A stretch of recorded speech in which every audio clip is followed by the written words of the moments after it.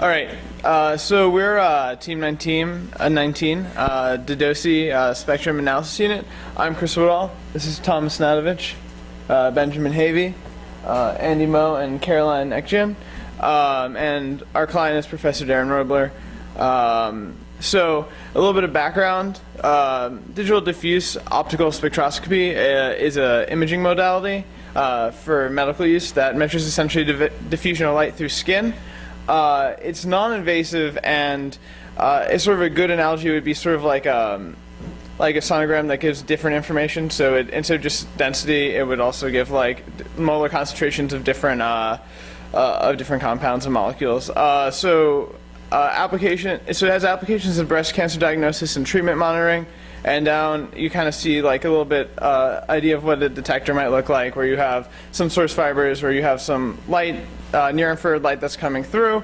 We're modulating it. It goes through the skin, through tissue. It comes out on the detector, and it can be used for breast cancer diagnosis, treatment monitoring, and most importantly and uniquely, real-time treatment monitoring and responsiveness to chemotherapy. Here's a little bit of more background. So in the red box is sort of what we're kind of responsible for. Is we're providing the source modulation frequency that's actually driving the laser diodes. Then that goes through the skin. It comes back out, and there's some circuitry that actually amplifies it. That's pre-existing in the system, and then we come back, and then we had to digitize. We digitize the time domain information. And deliver that, and then at that point, that is analyzed in the frequency domain, and they figure out sort of how it's scattered, what the phase and amplitude difference was, and then they could actually figure out the molar concentrations of waters, lipids, oxyhemoglobin, deoxyhemoglobin, and some other and stuff like that. So as a technical overview, we have three major deliverables. We have one PCB, frequency synthesis PCB, that actually will generate the stimulus frequencies. It has a DDS, a direct digital synthesis chip on it that drives some lasers. We have a motherboard PCB that actually has the digitizers on it, two ADC, dual channel 250 megasamples per second ADC. So we're generating frequencies from 50 megahertz to 400 megahertz, and we are actually undersampling in this case. We could talk about that later.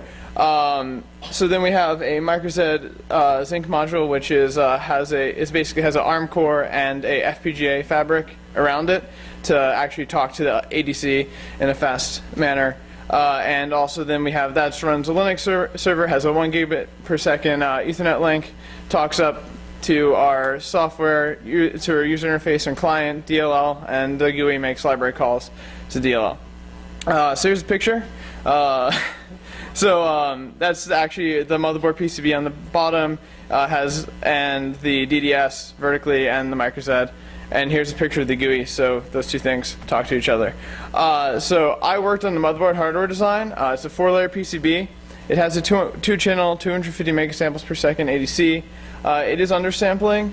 The reason that we can undersample is because our frequency, we're only exciting with one specific frequency at a time.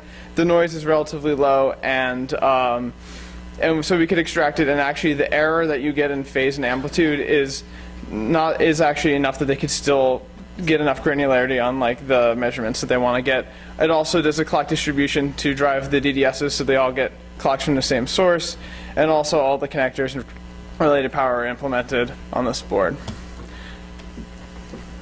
Hi again, I'm Tom. I designed the digital synthesis PCB. This is a smaller PCB. It's 2.5 inches by 3 inches that mounts vertically on top of the motherboard and is responsible for generating the modulation frequencies for the laser diodes.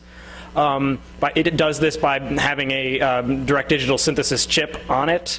That chip will generate the sine wave outputs, and it receives the input of a SPI bus, which allows for setting the output frequencies. It can generate waveforms in the 0 to 400 megahertz range. Officially, we've actually gotten it to go up to about 450 megahertz in our own testing. It also generates synchronization signals for synchronizing between the various DDSs that are going to be mounted. In total, there will be 6 mounted horizontally for creating 6 different reference waveforms for each of the different wavelengths of lasers in our client setup. And it also receives a 250 megahertz clock from the motherboard, which it then internally multiplies using a PLL frequency multiplier up to a 1 gigahertz internal clock for system tasks and generating the sine wave. Now here's Ben Havey with the firmware. Hi, I worked in the firmware. We decided to use a Zinc system on chip. It's got a dual core ARM A9 and a RTX 7 FPGA combined over an AMBA bus. It's got about a gig of external RAM and has a gigabit Ethernet PHY on it. So we needed about 70 plus I/O pins, which is something you can't do on something like an ARM chip. But at the same time, we wanted to do gigabit Ethernet, and that's something that's very difficult to implement on an FPGA. So we went with this. So what I ended up doing was I ended up working with all of I pull in the sweep configurations from the server, set every step, change the DDS, read in the settings from the ADC. For data collection, I would grab the data from the ADC, put it into BRAM on the FPGA, and then use a CDMA module to transfer memory from the FPGA RAM onto the external RAM so you could do high-speed transfers at that point. And other than that, it was just the interconnect stuff and that for the firmware. So I focused on the development of the user interface, and I focused on 4 main requirements while developing it. The first one was enabling the user to define parameters for each measurement to be taken.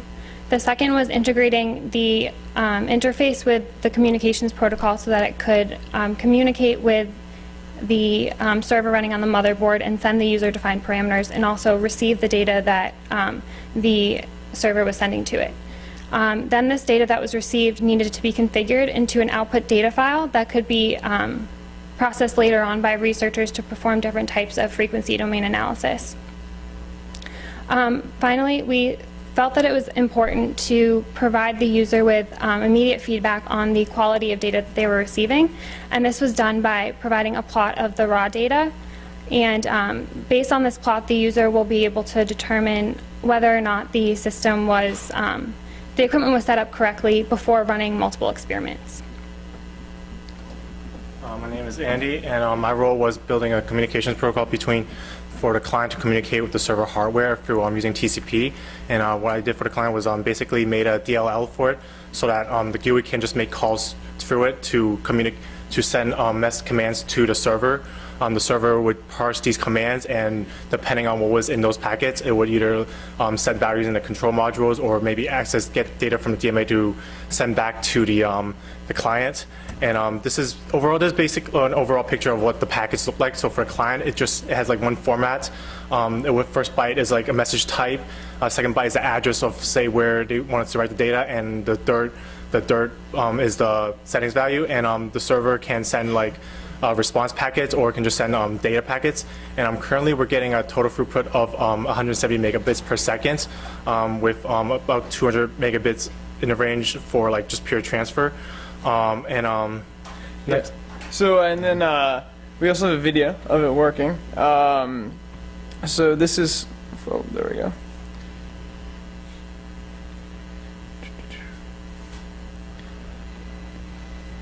Right, this is Team 19. Team Machine Design at BU. This is our PCB here. A synthesis PCB we made, and then, like I said, modules mounted. So the test setup is going to generate. We're going to send the signal to tell what frequency to generate. So you generate it, loop back, come back around, and the AC will record it. This isn't a full test setup, but it's a functional test.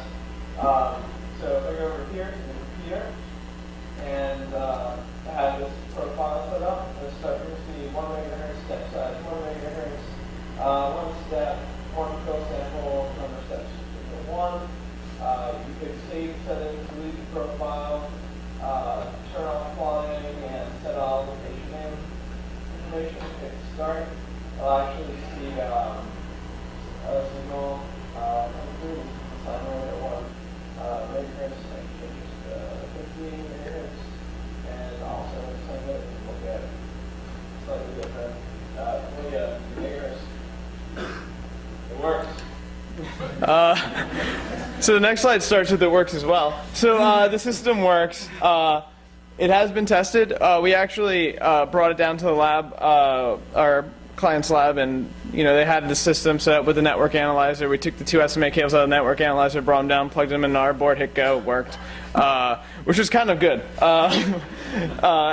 So we also got some preliminary data on the performance. It's good. It's positive.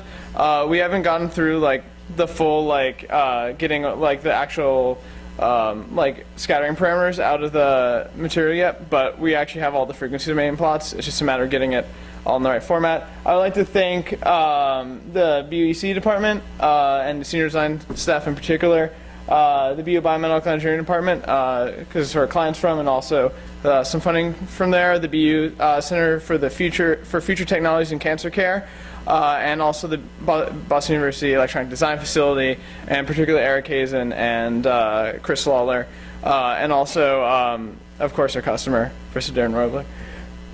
Anyway, questions? You